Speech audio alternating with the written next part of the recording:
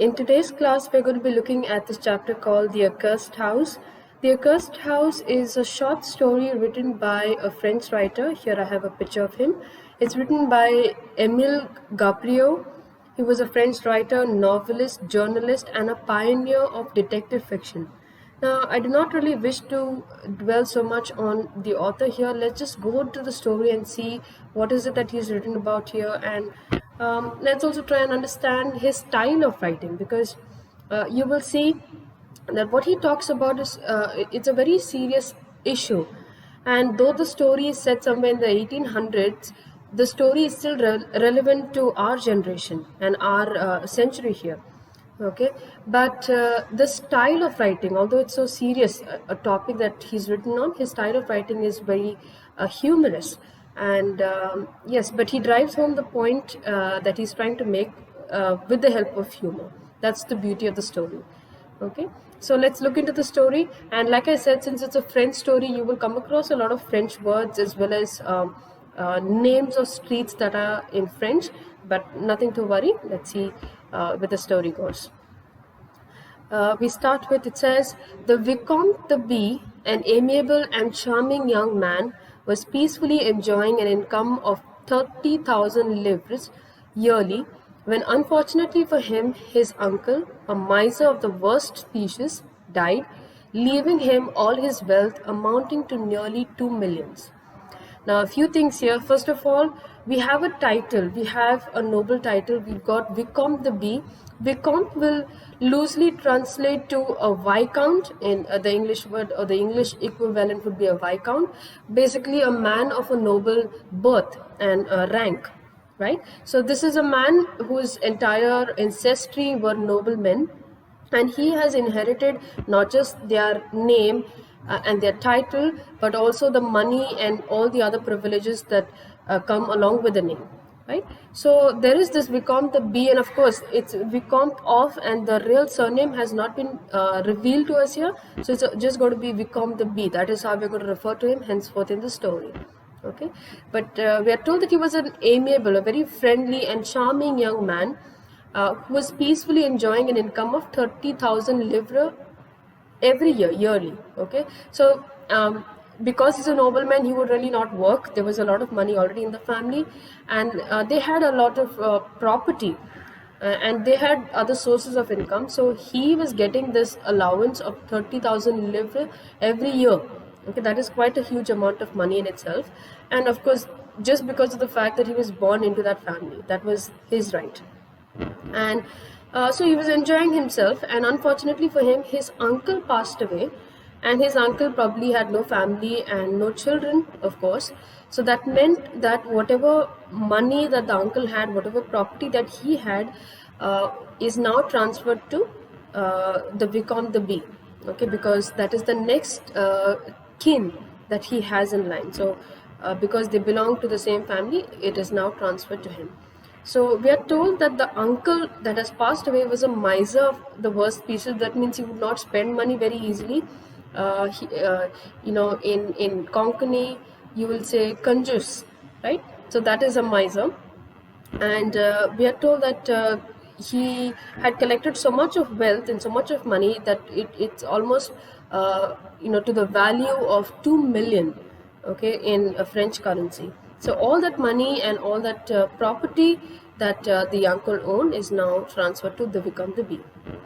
Then we are told, in running through the documents of succession, the Vicomte de B learned that he was the proprietor of a house in the Rue de la Victorie. He learned also that the unfurnished building, bought in the year 1849 for 3 lakh francs, now brought in, clear of taxes, rentals amounting to 82,000 francs a year. All right, so a few things here. So now that the uncle has passed away, and they have to take over, rather the Vicomte de B has to take over everything that the uncle left behind for him. The Vicomte de B realized that he is now the owner, proprietor means the owner, of a house in the Rue de la Victorie. This is the street, and there is a house, and it's not really a house in the sense that we know of it. It's basically a huge building, and there are apartments, there are flats in the entire building, and together it is owned by now the Vicomte de Bee. Okay, so this house is actually a building with multiple apartments in it. Okay, and the house is on the road of the Victory, Rue de la Victory. And we are told one interesting bit of information about this house, that this house was bought supposedly by this uncle in the year 1849 for 3 lakh francs. And now, we are not told which year this is, but now maybe a couple of years later, this same building, which is unfurnished, that means it does not really have any kind of inbuilt structures or furnitures. That means if you have to move into the house, you will have to bring in your furniture or any other things that you need. Okay, it's just a very, the just rooms are available, nothing else is offered along with that, along with the apartment, that is. Okay, so it's there's nothing much to the building, yet the rent that is collected every year after paying the taxes, the rent comes to about 82,000 francs a year. So we don't really need to understand what was the currency back then, but you just need to see that the entire building was bought for about 3 lakh francs. Okay, and now every year they are getting rent after deducting the taxes. They are getting rent worth almost a lakh. So it's just trying to say that the amount that they are getting is quite high compared to the amount that at which they had bought that building, at least at which the uncle had bought the building. So the Vicomte de Bee, he finds that this is a little too much. We have not invested so much of money while buying the building, but now we're charging such high rents that we are earning quite a bit. We're earning nearing a lakh francs every year. So that's quite a lot. Okay, so he feels that this is not a very fair or a very just arrangement. The way that we bought it at such a low price, but we're earning so much of money from it every year. So he says, too much entirely, thought the generous Vicomte. My uncle was too hard. To rent at this price is usury, one cannot deny it. So, he's actually a very nice person, this young Vicomte de Bee, and he feels like this is not fair, this is usury. You're trying to cheat people, you're trying to overprice them, and it's not right for us to rent our apartments at such a high price, that too when we have bought that entire building at a very cheap price, right? So he says, when one bears a great name like mine, one should not lend himself to such plundering. So he says, as it is, we've got a lot of money. Our family, and whichever this family is, we're just told that the initial of their family name is B. Okay, but we don't know what is the name of the family, but we are told that it's pretty rich, it's pretty well known.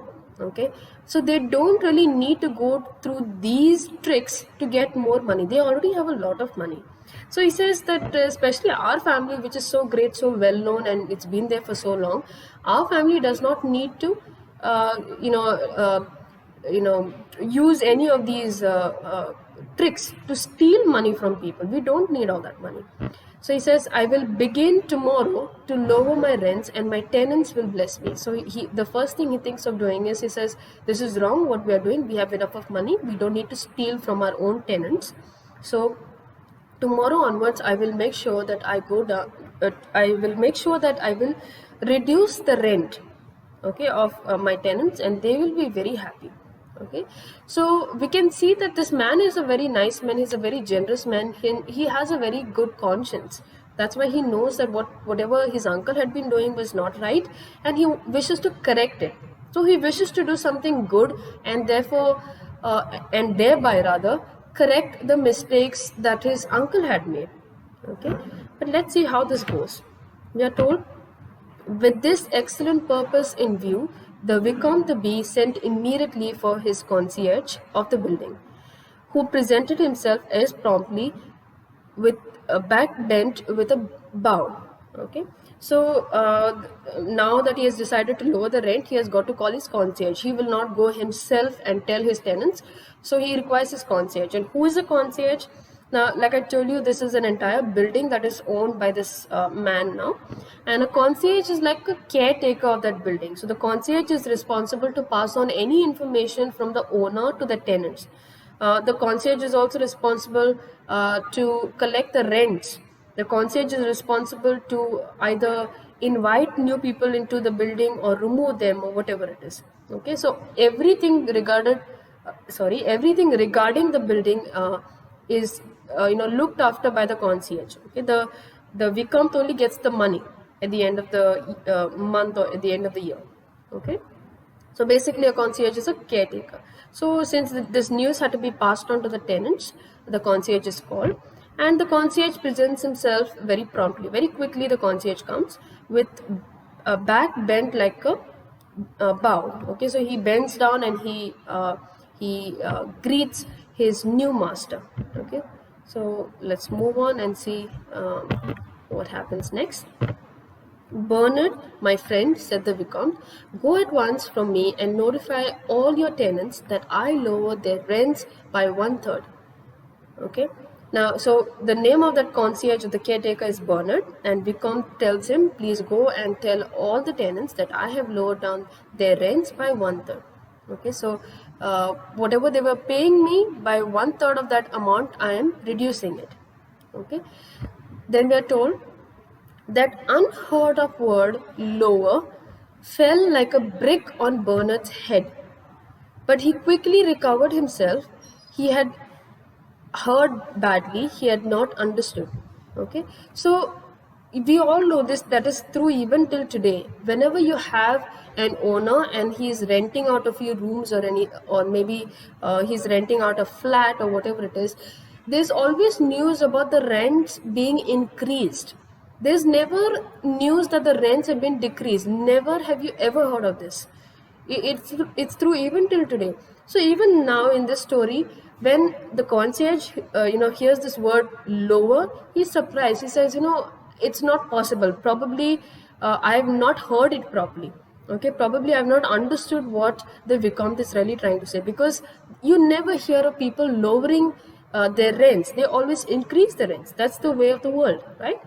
So he is confused. So he says, lower the rents, stammered he. Monsieur le Vicomte deigns to jest. Lower? Monsieur, of course, means to raise the rents. Okay, so he says, he's asking the master, he's asking the Vicomte again, like, did you really say lower? So he says, maybe you're trying to make fun of us. Maybe you're trying to make fun of the situation. Deigns to jest means maybe you're joking. You're trying to make fun. Lower? Monsieur is just a title for a gentleman. So sir, of course, means to raise the rent. So the concierge is trying to correct him here. So he's trying to say that, I think you're trying to say that you wish to raise the rent. Maybe you made a mistake. Okay. Or maybe you're joking. If you've not made a mistake, maybe you're joking. Okay. Then the Vicomte, the B, he says, I was never more serious in my life, my friend, the Vicomte returned. I said, and I repeat, lower the rents. This time the concierge was surprised to the point of bewilderment, so thrown off his balance that he forgot himself and lost all restraint. Monsieur has not reflected, persisted he. Monsieur will regret this evening. Lower the tenants' rents. Never was such a thing known, Monsieur. If the lodgers should learn of it, what would they think of Monsieur? What would people say in the neighborhood? Truly. Okay, so now here this is a situation where the concierge has completely lost it. He's been a concierge for a very long time and he knows the system. He knows they never are supposed to lower the rents. They're just supposed to increase the rents. So when Vicomte the B, when he tells him that I'm serious, I'm actually trying to lower the rents and you should go and tell the tenants about it, then the concierge forgets his restraint. We are told he loses all his restraint, because loses all his restraint means he forgets his manners. He forgets that that he's actually talking to a nobleman here, and there's a lot of difference in their standing, and that he actually has no right to counter anything that the Vicomte actually says. His job is only to follow every order that the Vicomte gives him.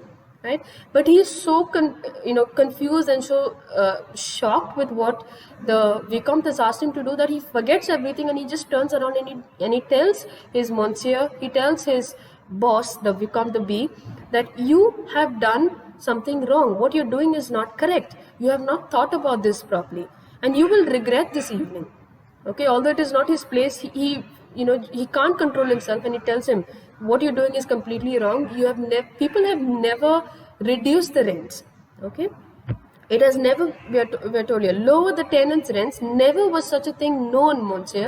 It says it has never happened, not now, not ever before.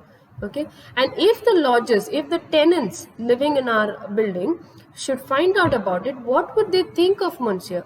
What would people say in the neighborhood? Because he's talking about how the tenants will react to it, because he knows that even they will find it surprising and shocking, because never has this ever happened. So they will obviously want to know, why has this happened? So there will be a lot of confusion. So he's trying to stop the Vicomte B, and trying to tell him that this is not a very wise decision, or this is not a very wise move. You need to stop. This is not correct. This has never happened before. And as he's still talking and trying to put his point forward, the Vicomte cuts him and he says, Monsieur Bernard, my friend, dryly interrupted the Vicomte, I prefer when I give an order to be obeyed without reply. You hear me? Go. Okay, so the Vicomte, of course, is not going to take orders or suggestions or advice from someone who's lower to him. And of course, it's not just about that. He is determined to reduce the rent, because he really believes that the rent is too much. It's too high, and they are cheating people by charging them such a high price for a property that they bought at a very cheap price. Right? So he says, just listen to me and follow the order that I've given you, and I've told you to go, and you should go right away. Now, staggering like a drunken man, Monsieur Bernard went from the house of his proprietor. Went from the house of his proprietor. So staggering, he is still confused, still in a state of shock. So he's shaking while he moves out, and he doesn't really know where he's going, but he just moves out of the Vicomte's house. Okay, all his ideas were upset, overthrown, confounded. Was he or was he not the plaything of a dream, a ridiculous nightmare? Was he himself Pierre Bernard, or Bernard someone else? Okay, so here again he feels like he is a joke, because whatever respect that he has, it comes from the fact that he is a concierge and he does his job well, and also it comes from the fact that he has a very good master who knows to run the business very well. Okay, so now he can clearly tell that the news that he is going to give to the lodgers is a very poor business decision. So he feels like not just the Vicomte is a fool, he feels like he himself is a fool. Okay, so that's why we're told all his ideas were upset, overthrown. So the business of having apartments on rent, the way that he had known it, those ideas are very different from this that the Vicomte is now asking him to do. So all his ideas are upset and overthrown. And confounded. Confounded is confused. He doesn't know what to do. He knows that what is going on is wrong, but he has no way to tell his master, and his master will not listen. So now he does not know what to do. Okay, so he feels like he is also like a joke. He's a fool along with his master. Okay, that he's got no respect. So he says, was he himself Pierre Bernard, or Bernard someone else? Was he an ordinary person, or was he Pierre Bernard, the concierge of the house, the glorious house in the Rue de la Victory? He feels like he's just a fool right now. Then he says, lower his rents, repeated he. It is not to be believed, if indeed the lodgers had complained, but they have not complained. On the contrary, all are good payers. Ah, if his uncle could only know this, he would rise from the tomb. His nephew has gone mad, it is certain. Okay, so now he's still, as he's walking to his own home, the concierge is thinking about it. Lowering the rents is completely a bad decision. And he says, why is he even doing it? Have the lodgers complained? They've not done it. They've not complained about the rents being too high. And in fact, they're all good payers. That means every month they pay the money on time. So it's not like they're struggling to pay the money also. So there's no problem. So the concierge cannot understand why is it that this new master of his has decided to lower the rents. The only thing he says is that if only the uncle, the dead uncle, if only he knew about it, he would get up from his tomb, because the uncle is dead and buried in a tomb.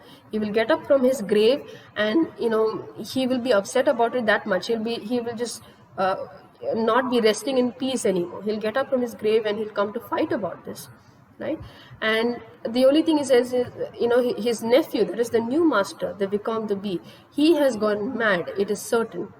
Okay, so he's having all these thoughts, and we are told he continues thinking about it.